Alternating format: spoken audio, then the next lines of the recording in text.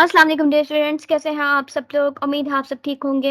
हम लोगों ने प्रीवियस वीडियोस के अंदर बात कवरेज देखा कि बेसिक पार्टिशनिंग किसको कहते हैं, क्या नोटेशंस यूज होती हैं, साइक्लोमेटिक कॉम्प्लेक्सिटी कैसे फाइंड आउट करते हैं, एग्जांपल्स के थ्रू देखा हम लोगों ने।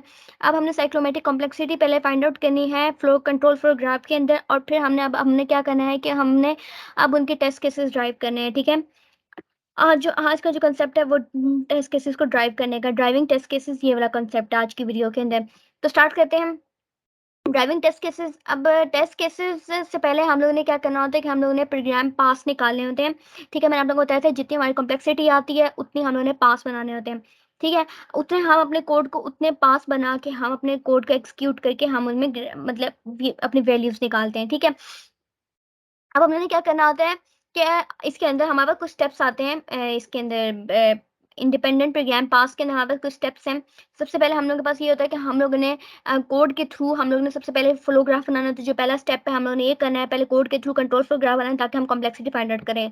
ठीक है, फिर हम कॉम्प्लेक्सिटी फाइंड आउट करते हैं। उसके बाद हमने इंडिपेंडेंट पार्ट डिटरमाइन करने होते हैं। कैसे डिटरमाइन करते हैं, मैंने आप लोगों को वही बताया था कि साइक्लोमेटिक कॉम्प्लेक्सिटी जितनी निकलती है वही हमारे लीनियर इंडिपेंडेंट पास होते हैं, उतने पास को हमने अपने एग्जीक्यूट करना होता है। और आखिर में हमारे टेस्ट केसेस बनते हैं, जितने पाथ बनते हैं उनके हमने टेस्ट केसेस एग्जीक्यूट करने होते हैं। टेस्ट केसेस कैसे करते हैं, वही वैल्यूज डाल के थोड़ी सी नेगेटिव पॉजिटिव, और फिर हम उनको चेक करते हैं।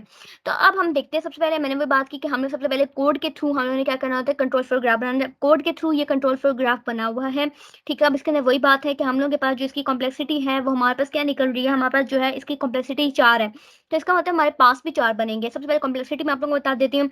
हम लोग के पास क्या होता है, कॉम्प्लेक्सिटी को फाइंड आउट करने के थ्री फार्मूलाज हमने बताए थे। पहला फार्मूला है एजिस माइनस नोड प्लस 2।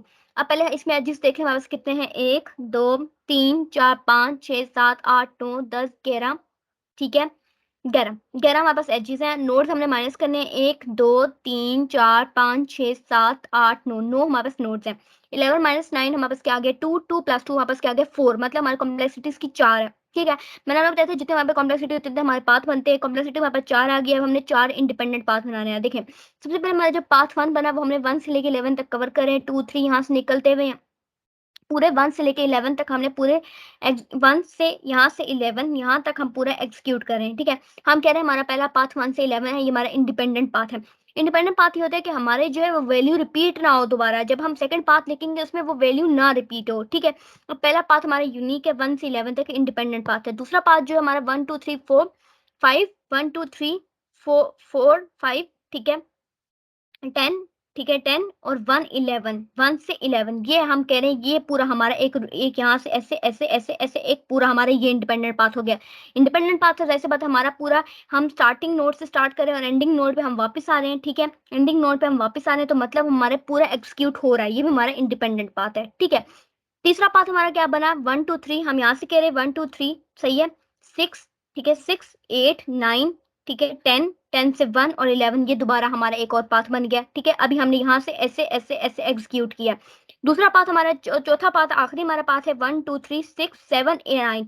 पहले हमने 6 8 इस तरफ से आए थे, अब हमने दूसरी तरफ को कंडीशन को कवरेज करना है। पहले हमने कंडीशन की इस वैल्यू को कवर किया, अब हमने कंडीशन की इस वैल्यू को कवर करना है। 6 7 9 10 1 और 11, ये हमारा एक फिर इंडिपेंडेंट पाथ है।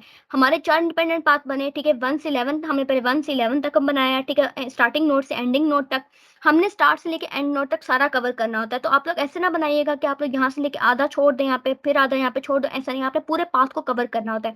तो अब हमारे जो चारों पाथ है वो हम स्टार्टिंग नोड से लेके एंडिंग नोड तक सारा कवर करें। कोई ऐसा नहीं है कि हम कोई पाथ छोड़े हैं। हमने कोड के अंदर लॉजिकल कोड को हमने सारी कॉम्प्लेक्सिटी फाइंड आउट करने के बाद हमने पाथ को कवर करना होता है। तो इंडिपेंडेंट पाथ वही है कि जो हमारे पास कंप्लीटली हमारा कवर करे। ठीक है, तो हमारे 4 पाथ बने। ठीक है, इसके अंदर आप लोग भी एग्री करें, सही है। अब देखें, अब जो हमने क्या करा है वही टेस्ट केसेस की बात करें, टेस्ट केसेस ड्राइव करने होते हैं। ठीक है, अब देखें, अब ये जो हमारा अब ये हमारा पीस ऑफ कोड है। ठीक है, अब इसके बाद हम लोग कॉम्प्लेक्सिटी फाइंड आउट करेंगे। कॉम्प्लेक्सिटी फाइंड आउट करेंगे तो हमें पता चल जाएगा हमने इंडिपेंडेंट पाथ कितने बनाने हैं। तो कॉम्प्लेक्सिटीज की फाइंड आउट कर लेते हैं। पहला फार्मूला हमने लगा लेते हैं एजिस माइनस एन प्लस 2। एजिस देख लेते कितने हैं, एजिस 1 2 3 4 5 6 7 8 9 10 11 12 13 14 15 16 17। 17 हमारे पास एजेस हैं और 13 हमारे पास नोड्स हैं। देखिए 13 नोड है, 17 माइनस 13 हम लोग के पास क्या हो गया, 4 4 प्लस 2 हमारे पास क्या हो गया, 6। मतलब हमारे पास इंडिपेंडेंट पाथ भी हमारे 6 बनेंगे। ठीक है, अब हमने 6 पाथ बनाने हैं, 6 पाथ। अब ये कोड को हमने ट्रांसफॉर्म किया हुआ है कंट्रोल फ्लो ग्राफ के अंदर। ये बात आपने याद रखनी है कि हम कोड को, हमें कोड मिलेगा, हमें उसका कंट्रोल फ्लो ग्राफ बनाना है। उसके बाद हमें कहा जा सकता है आप कॉम्प्लेक्सिटी फाइंड आउट करें, उसके बाद आप इंडिपेंडेंट पाथ बनाएं, ठीक है। अब देखें पाथ 1 जो हम लोग बना रहे हैं, पाथ 1 हमारा है 1 2, ठीक है, 1 2। उसके बाद हम लोग क्या जा रहे हैं, 10 पे जा रहे हैं, 10 11, ठीक है, 11 से 13। ये हमने पहले 1 2 10 11 13 हमने पहला पाथ ये कवर किया, स्टार्टिंग नोड से लेके एंडिंग नोड तक सारा। दूसरा पाथ हमने क्या बनाया, 1 2 10 12 13। ये दूसरा पाथ हमने कवर किया, पहले यहाँ से कंडीशन को इस कवर किया, फिर कंडीशन का भी इसको कवर किया। ये पूरा स्टार्टिंग से लेके एंड तक हमने कवर किया। फिर पाथ 3 हम लोगों ने बनाया 1 2 3 3। उसके बाद हम लोग के पास 10, 10 के बाद 11 13। अब एक एक करके हम एक्सक्यूट करें, 1 2 3, अब 10 11 13, ठीक है। अब अगला हम लोग देखें, चौथा पाथ हम लोग देखें 1 2 3 4, ठीक है, 4 5 5। उसके बाद हम लोग क्या कह रहे हैं कि इसके बाद 8, 8 के बाद 9 9 9 के बाद हमारे पास क्या आ रहा है, फिर 2 2 के बाद हम लोग कह सकते हैं क्या, 10 11 13 इसी तरीके से। और दोबारा जब पाथ बनेगा तो 10 12 13 इस तरफ से। कंडीशन की पहले इसको कवर करने पे कंडीशन की इसको कवर करना है। तो इस तरीके से हम लोगों ने क्या बनाया, 6 इंडिपेंडेंट पाथ बनाए। क्यों बनाया हमने 6 इंडिपेंडेंट पाथ, क्योंकि हमारे पास 6 कॉम्प्लेक्सिटी आई थी, 6 हमारे पास क्या आई थी, कॉम्प्लेक्सिटी। अब जब हमारे इंडिपेंडेंट पाथ निकल आते हैं तो हमने क्या करना था, इंडिपेंडेंट पाथ के अंदर हमने वैल्यूज डाल के देखनी होती है, नेगेटिव पॉजिटिव, उनके हमने टेस्ट केसेस बनाने होते हैं। टेस्ट केसेस वही मैंने आपको बताया कि पहले टेस्ट केसेस डिवाइड करते हैं, टेस्ट केस 1, उसके अंदर हम जो पाथ कवर कर रहे हैं उसके अंदर हम इनपुट डाटा देते हैं, ठीक है, उसके अंदर नेगेटिव पॉजिटिव दोनों वैल्यूज देते हैं, फिर हम देखते हैं कि हमारा जो है क्या आंसर आ रहा है, ठीक है।